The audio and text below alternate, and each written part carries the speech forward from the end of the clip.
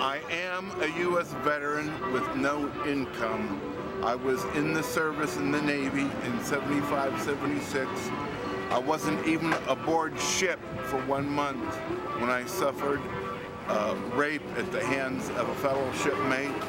Just because I told on the person that did it, the Navy kicked me out and gave me no rehab and no counseling, and the VA will not give me any kind of disability for this.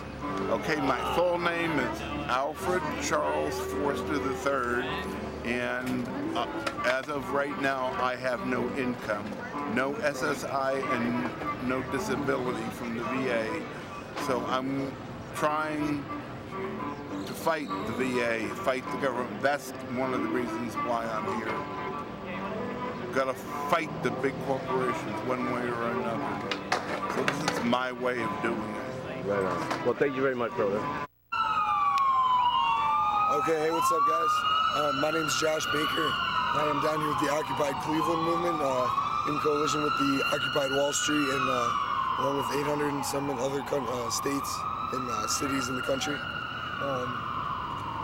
But yeah, I'm a musician. I play guitar. I played a couple songs earlier. I hope you guys liked them.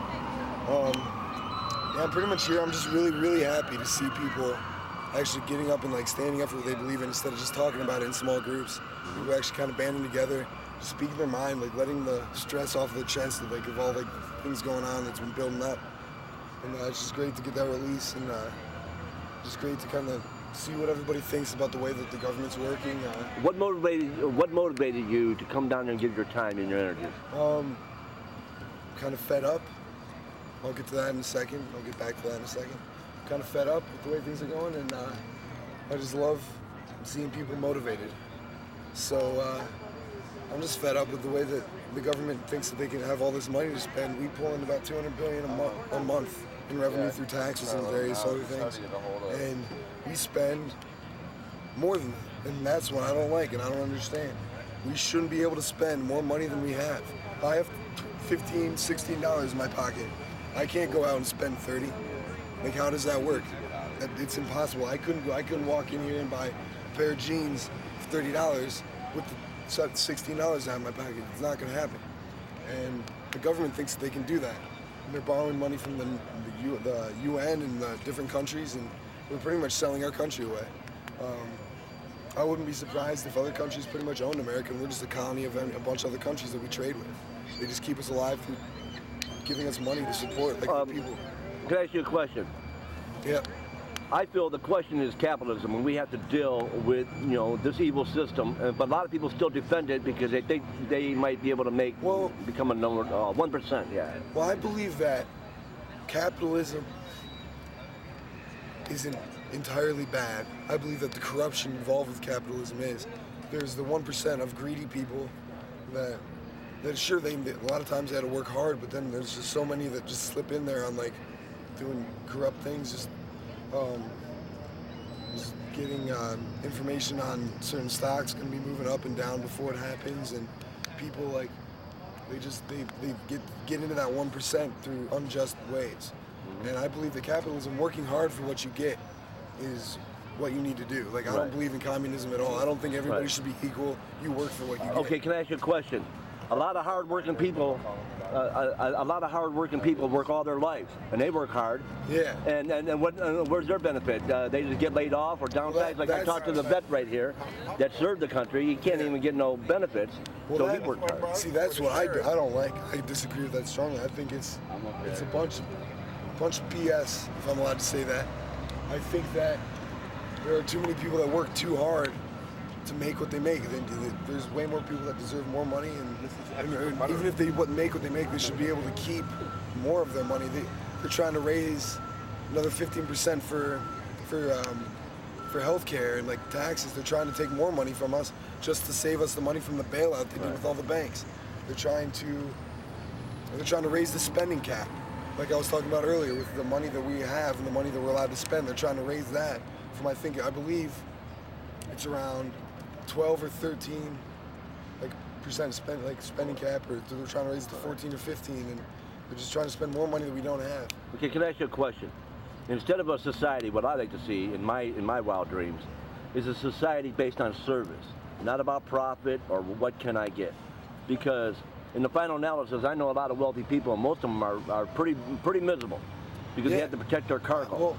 I mean, just one more thing. Okay. A society that serves, like this group right here is serving humanity. We asked our servicemen to go serve, put their butt on the line, and they ain't getting rich, but people are getting rich off them. I'm just saying, more of a society about service instead of making profits. It seems like it's almost like paid slavery.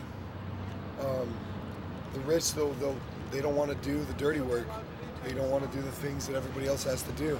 So the 90% of people that have to work hard, they kind of get the raw end of the deal. They have to go work 9 to 5 doing something that they hate, and even then, I believe that they can be happier people than the rich people. Right. They may not have as much, they may not have as much money, but I believe that we as the 99%, we value what we have more. We value the connection between people. We value morals. We value our belief systems, and we care more about like the other man than like the 1%. They don't care. They're about the statistics and the money involved, and they care about their families, I'm sure. But on a limited level of like, this is my family, I'm going to provide for them because I have $1 billion. Okay, one more question. Do you think artists should write songs about, the struggle and what's going on? I think that's going to be key. I think that's going to be a big part in what's going on. If there's so many musicians in our country, you'd be just blown away by the amount of people that play instruments or just that like music or are musically inclined in some way. Right. We're trying to establish it. I think that like speaking about the topics is one thing. You can have a conversation and have like a whole gathering of people talk about a topic. But when you write a song about it, you put it together well, you write a catchy hook, a catchy tune behind it, and you present it through music. I believe that really is where people, it like hits home with them. People always have their favorite song that really like gives them the chills or whatever. And I think that's where the memories of the time come from. Is the art and the songs and the music and just the creativity involved with trying to make a change in the world. And your name, brother? Josh Baker. Well, Josh, honored for you in a little bit. I hope you guys enjoy. Yeah. Well, honored to interview you and meet you, my brother. Hey, God bless. I love you, man. Right on.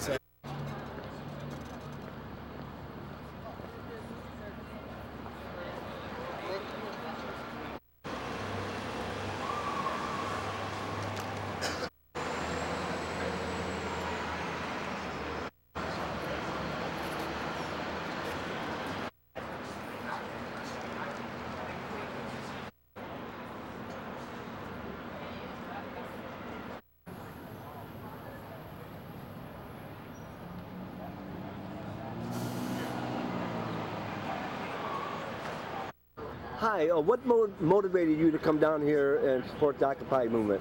I feel like that everyone should come down here. It's a great movement. If you want change, I'm sick of sitting back saying, oh, something needs to change, is not doing anything about it. So when I seen all the people down here, it was a great time to join the movement. How is this affecting people in Cleveland and your friends and all this with Wall Street greed and layoffs? And oh, it's affecting us, me and everyone else. No money, foreclosure on homes. The rich keeps getting rich and the poor keeps getting poor, and something has to change. As a person I'm 55 years old, okay, and I'm really, taken back by like seeing all the young people out here speaking up for justice. Right. You know what I mean? Yes. And what does your friends and your family think about this movement?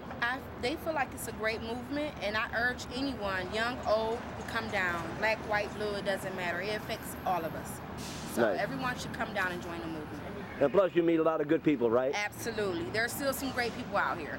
Right. One more question. Sure. A lot of my friends are very depressed. Okay.